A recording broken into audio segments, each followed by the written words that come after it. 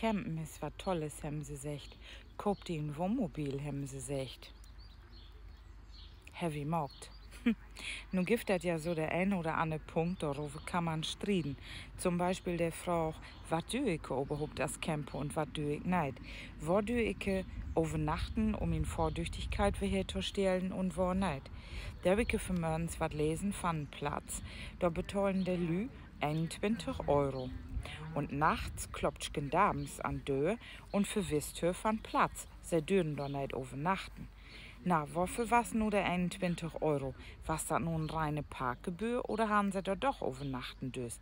Fakt ist, du dürst mit dem Wohnmobil überall parken und auch einmal overnachten. Insofern du nicht gegen das STVO verstürzt oder der Platz, wo du overnachten wollt, nicht eindeutig mit einem Schild kennzeichnend ist, was dir das overnachten da ohne sagt. Also, pass op und kick vorher, wo du stehen bliebst. Dann klappt das auch mit dir und dem Wohnmobil. Und der schlaubt, dass du wieder fahren dürst.